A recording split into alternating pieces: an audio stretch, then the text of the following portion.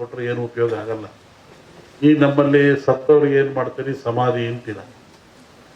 ಯಾಕೆ ಸಮಾಧಿ? ಅದಕ್ಕೂ ಧಾರ್ಮಿಕ ಆಚರಣೆ ಎಂದರು. ಇದ್ರ ಉದ್ದೇಶ ಏನು? ಮನುಷ್ಯ ಪ್ರಾಣ ಹೋದ ಮೇಲೆ, ಶರೀರ ಶವ ಆದಮೇಲೆ ಇಲ್ಲಿ ಬರುವಂಥ ಫಂಗಸ್ಗಳು, ಕೀಟಗಳು ಭಾಳ ಅಪಾಯಕಾರಿ. ಪ್ರಾಣಿಗಳ ದೇಹದಿಂದ ಬರುವಂಥ ಕೀಟಗಳಿಂದ ಮನುಷ್ಯನ ಸಿಲುಬರುವಂಥ ಕ್ರಿಮಿಗಳು ಭಾಳ ಅಪಾಯಕಾರಿ. ಅದಕ್ಕೆ ನಮ್ಮವ್ರು ಹಿಂದೆ ಏನಂದ್ರು, ಮುಚ್ಚಪ್ಪ ಸಮಾಧಿ ಮಾಡು ಅಂದರು. ಎಷ್ಟು ಗುಂಡಿ ತೆಗೀರಿ, ಅದ್ರ ಕೆಳಗೆ ಕೊಂಡಿಸ್ರಿ, ಆಮೇಲೆ ಬಸವಗಟ್ಟಿ ಹಾಕ್ರಿ, ಮುಚ್ಚಿರಿ, ತುಳಿರಿ ಅಂದರು. ಆಮೇಲೆ ಸುಟ್ಟು ಹಾಕ್ರಿ ಅಂದರು. ಸುಟ್ಟು ಬಿಡ್ರಿ ದೇಹನ ಅಂದರು. ಇದು ಧಾರ್ಮಿಕ ಪರಂಪರೆ ಆದರೂ ಒಂದು ಆರೋಗ್ಯದ ಒಂದು ಮೌಲ್ಯವಾಗಿರ್ತಕ್ಕಂಥದ್ದು. ಇವತ್ತು ಮೊನ್ನೆ ಏನು ಮಾಡಿದರು, ಲಕ್ಷಾಂತರ ಜನ ಸಾವು ತಂದರು. ಸಾವು ತಂದು ಗುಂಡಿ ತೆಗೆದ್ರು, ಹೆಸರು ತಗೊಂಡೋಗಿ ಎಲ್ಲ ಎಣ್ಣೆಗಳನ್ನು ಸಾಮೂಹಿಕವಾಗಿ ಗುಂಡಿ ತಿಕ್ಕಿ ಹಾಕಿದ್ರು, ಬೆಂಕಿಗೆ ಹಾಕಿರು. ಆದರೆ ಅವ್ಯಾವೂ ತನ್ನ ಶರೀರದ ಬ್ಯಾಕ್ಟೀರಿಯಾ ಕಳ್ಕೊಳ್ಳಿಲ್ಲ. ಅವೆಲ್ಲ ಏನಾಗ್ತವೆ, ಭೂಮಿಯ ಗಾಳಿಯ ಸಂಪರ್ಕದಿಂದ ಮೇಲೆ ಬರ್ತದೆ. ಅದು ಆಕಾಶ ತತ್ವ, ಅಲ್ಲಿ ಕಾಸ್ಮಿಕ್ ರೇಸ್ ಅಂತ. ಭೂಮಿಗೂ ಆಕಾಶಕ್ಕೂ ಒಂದು ಮಧ್ಯೆ ಒಂದು ಲೇಯರ್ ಇರ್ತದೆ, ಕಾಸ್ಮಿಕ್ ಲೇಯರ್. ಅದು ಅಲ್ಲಿ ಎಲ್ಲ ಸಂಗ್ರಹ ಆಗ್ತದೆ.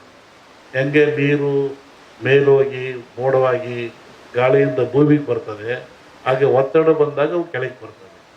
ಅವು ನಿರ್ವಾತ ಪ್ರದೇಶ ಉತ್ಪತ್ತಿ ಆಗ್ತದೆ. ಅವಾಗ ಮನುಷ್ಯನ ಮೇಲೆ ಅಟ್ಯಾಕ್ ಆಗ್ತವೆ. ಅವಾಗ ಮನುಷ್ಯ ಸಾಯ್ತಾನೆ. ಇದನ್ನು ನಾವೇ ಹಿಂದೂ ಇದೆ, ಇದು ರಾವ್ ಹೊಡಿತು ಅಂದರು, ನೆಲಪಟ್ಟು ಹೊಡಿತು ಅಂದರು. ಇದನ್ನೆಲ್ಲ ಅಂತಹ ಕ್ರಿಯೆ ಬರ್ತವೆ. ಅದಕ್ಕೆ ಎಚ್ಚರವಾಗಿರ್ರಿ, ಭಾಳ ಮುಖ್ಯವಾಗಿರಬೇಕು ಅಂತ. ಇನ್ನೂ ಅನೇಕ ಕ್ರಿಯೆ ತಗೊಂಡ್ರೆ ಎದರ ಅವಶ್ಯಕತೆ ಇಲ್ಲ. ಇದು ಪ್ರಾಣ ಕಳೆಯುವಂಥ ಕಾಯಿಲೆ ಅಲ್ಲ. ಮನುಷ್ಯ ಭೀತಿಗೊಳಪಟ್ಟು ಹೆದರಿ ಸಾವಿಗೊಳಪಡ್ತಾ ಇದ್ದಾನೆ. ಅದಕ್ಕೆ ಸಾಯ್ತಕ್ಕಂಥ ಎದುರಿಸಿಲ್ಲ. ಅದಕ್ಕೆ ತಕ್ಕನಾದ ಮೆಡಿಸಿನ್ಗಳು ಅಥವಾ ಸ್ವಚ್ಛತೆ ಕಾಪಾಡ್ಕೊಳ್ಳಿ, ಭಾಳ ಮುಖ್ಯವಾಗಿರ್ತಕ್ಕಂಥ. ಈ ಧಾರ್ಮಿಕ ಆಚರಣೆಗಳು ನೀವು ಒಬ್ಬರನ್ನೊಬ್ಬರು ಕಂಡ್ರೆ ಏನಂತೀರಾ, ಆರೋಗ್ಯವಾಗಿದ್ದೀರಾ ಅಂತ. ನೀವು ಕಾಗದ ಹಂಗಂತ ಬರೀತೀರ, ನಾವು ಆರೋಗ್ಯ, ನಿಮ್ಮ ಆರೋಗ್ಯ. ಏನು ಆರೋಗ್ಯ ಅಂದರೆ ಏನು? ದೇಹದ ಆರೋಗ್ಯವೇ, ಮನಸ್ಸಿನ ಆರೋಗ್ಯವೇ? ಏನು ಆರೋಗ್ಯ? ನೋಡ್ರಿ, ನಮ್ಮ ಜನ ಎಷ್ಟು ಬುದ್ಧಿವಂತರು. ಸನಾತನ ಕಾಲದ ಸಹಿತ ಒಂದು ಆರೋಗ್ಯವಾಗಿದ್ದೀರಾ, ಶರಣು ನಮಸ್ಕಾರ, ಆರೋಗ್ಯವಾಗಿದ್ದೀರಾ ಅಂತ. ಯಾವುದು ಆರೋಗ್ಯ? ಆರು ಯೋಗ್ಯವಾಗಿದ್ದಾವ. ಆರು ಯಾವುವು? ಮನುಷ್ಯರ್ತಕ್ಕಂಥ ಆರು ಯೋಗ್ಯವಾಗಿದ್ದಾವು. ಚೆನ್ನಾಗಿಟ್ಕೊಂಡು ಚೆನ್ನಾಗಿರ್ತೀರ ಅಂತ. ಕಾಮ, ಕ್ರೋಧ, ಮೋಹ, ಮದ. ನಾನು ಜೀವನದಲ್ಲಿ ಮಠ ಬರ್ತಿಲ್ಲ. ಎದರ ಅನ್ನ ತಿಂದು ಇಲ್ಲಿಂದ ನಾನು ಭಕ್ತ ಬುದ್ಧಿ, ನಾನು ಭಕ್ತಿಯಿಂದ ಬಂದಿದ್ದೀನಿ, ಮಂತ್ರಿಯಾಗಿ ಬಂದಿಲ್ಲ, ಶಿಷ್ಯನಾಗಿ ಬಂದಿದ್ದೀನಿ ಅಂತ ಹೇಳಿದ್ರು. ಹಂಗೆ ಅವ್ರು ಒಳ್ಳೇದಾಗಲಿ, ಯಶಸ್ಸಾಗಲಿ ಅಂತ ಹಾರೈಸ್ತೀವಿ. ಸಂಕ್ರಾಂತಿ ಕಳೆದ ಮೇಲೆ ಒಂದು ಯೋಗ ಇದ್ದಂಗೆ ಕಾಣಿದೆ. ಇವರಿಗೆ ಅಂತಲ್ಲ, ರಾಜ್ಯ ಮಟ್ಟದಲ್ಲಿ ಒಂದು ಉನ್ನತ ಯೋಗ ಅವಕಾಶ ಇದೆ. ಹೋಗಿದ್ದಾನಲ್ಲ, ಅದು ರಾಜ್ಯದ ಮಟ್ಟದ್ದು. ನಿಮ್ಮ ರಾಜ್ಯದ ಮಟ್ಟಕ್ಕೆ ಸಂಕ್ರಾಂತಿ ಮೇಲೆ ರಾಜಕೀಯ ವಿಪ್ಲವ ಆಗೋ ಲಕ್ಷಣ ಇದೆ. ನಾನು ಮೊದಲೇ ಹೇಳಿದ್ದಾನು, ಯುದ್ಧಗಳಾಗ್ತದೆ, ಜಲಪ್ರಳಯವಾಗ್ತದೆ, ವಾಯುಪ್ರಳಯ ಆಗ್ತದೆ, ಭೂಪ್ರಳಯವಾಗ್ತದೆ, ಎಲ್ಲ ಜನ ಸಾಯ್ತಾರೆ, ಆಕ್ರಮಣ ಹೆಚ್ಚಾಗ್ತವೆ, ಮೇಘ ಸ್ಫೋಟ ಆಗ್ತದೆ ಅಂತ ಹೇಳಿದ್ದೆ ನಾನು. ಇನ್ನೂ ಒಂದು ಮೇಘ ಸ್ಫೋಟ ಆಗೋದ್ರಿಂದ ಊಹಿಸಲಾರದ ಒಂದು ದುಃಖ ಈ ಭಾರತಕ್ಕೆ ಬರ್ತದೆ. ಪ್ರಕೃತಿದತ್ತವಾಗಿ ಆಗ್ತದೆ ಮೇಘ ಸ್ಫೋಟ. ಅದನ್ನು ಹೇಳಿದ್ದೆ ನಾನು, ಮನೆಯಲ್ಲೂ ಹೇಳಿದ್ದೆ ನಾನು ಮನೆಯಲ್ಲಿ. ಒಟ್ಟಿಗೆ ಜನಜೀವನ ಅಸ್ಥಿರ. ಯಾವಾಗ ಮನೆಗೆ ಬರ್ತಾನೆ ಹೋಗ್ತಾನೆ ಅಂತ ಹೇಳೋದು ಕಷ್ಟ. ಅಸ್ಥಿರ ಇನ್ನೂ ಜಾಸ್ತಿ ಆಗ್ತದೆ. ಅದು ಅದರಲ್ಲಿ ಅರಸನಾಲಯಕ್ಕೆ ಕಾರ್ಮೋಡ ಕವಿದೀತು. ಅದು ರಾಜ್ಯಕ್ಕೂ ಇದೆ, ಸೆಂಟ್ರಲ್ಗೂ ಇದೆ. ಹಿಂದೆ ಹೇಳಿದ್ದು 2-3 ಜನ ಪ್ರೈಮ್ ಮಿನಿಸ್ಟರ್ ಕೊಲೆ ಆಗ್ತಾರೆ, ಸಾಯ್ತಾರೆ ಅಂತ. ಅದು ಆಗ್ತದೆ. ಸಂವತ್ಸರ ಪರದಲ್ಲಿ ಕಷ್ಟ, ಗುಣಲಕ್ಷಣ, ದ್ವೇಷ, ಅಸೂಯೆ. ಈ ಮಧ್ಯೆ ಒಂದಿಬ್ಬರು ಬಲಿ ಆಗ್ತಾರೆ. ಹೇಳಿದ್ದಲ್ಲ, ಸಂಕ್ರಾಂತಿ ಮೇಲೆ ವಿಪ್ಲವ ಆಗೋ ಲಕ್ಷಣ ಇದೆ. ಇಲ್ಲ ಸರ್, ಸಿದ್ದರಾಮಯ್ಯಗೆ ತೊಂದರೆ ಇಲ್ಲ. ಮೂಡ ಬರುತ್ತೆ, ಮೂಡ ಹೋಗುತ್ತೆ ಅಷ್ಟೆ. ಏನು ಆಶೀರ್ವಾದ ಬಂದರೆ ಆಶೀರ್ವಾದ ಆಗ್ತದೆ. ಜಗತ್ತಿನ ಸುದ್ದಿ ಈಗಲೂ ಇದೆ. ಅವಾಗ ಸಂಕ್ರಾಂತಿ ಒಳಗೆ ಮೇಘ ಸ್ಫೋಟ ಅಂದಲ್ಲ, ರಾಜಕೀಯ ವಿಪ್ಲವ ಇನ್ನೊಂದು ಸತಿ ಥರ ಆಕ್ಸಿಡೆಂಟು ಆಗ ಲಕ್ಷಣ ಇದೆ.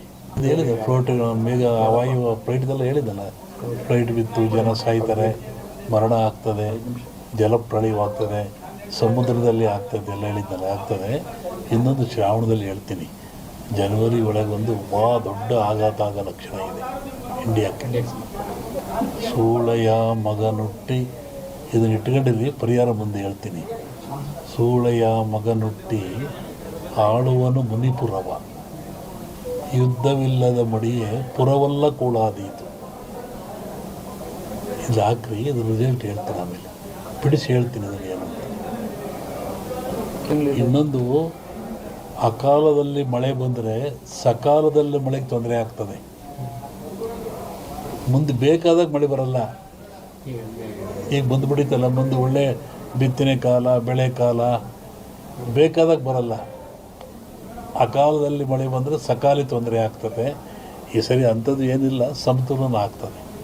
ಇನ್ನೂ ಜಲಪ್ರಳಯ ಇದೆ, ರಾಜ್ಯದಲ್ಲಿ ಜಲಪ್ರಳಯ ಇದೆ.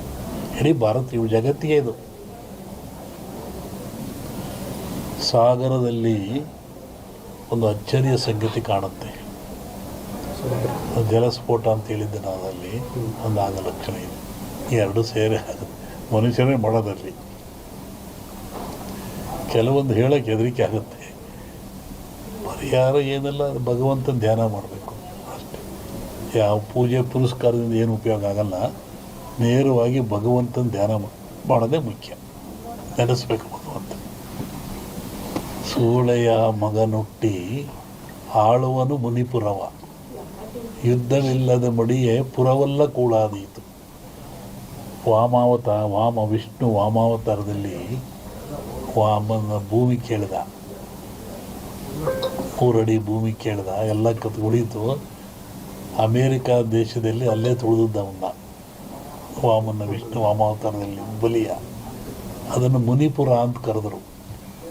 ಏನ್ಸಂಡ್ ಇಂಡಿಯನ್ ಹಿಸ್ಟ್ರಿ ಒಳಗೆ ಅಮೇರಿಕವನ್ನು ಮುನಿಗೆ ದಾನ ಕೊಟ್ಬಿಟ್ನಲ್ಲ ಅವನು, ವಾಮನಿಗೆ ದಾನ ಕೊಟ್ಟನಲ್ಲಪ್ಪ, ಅದು ಮುನಿಪುರ ಅಂತ.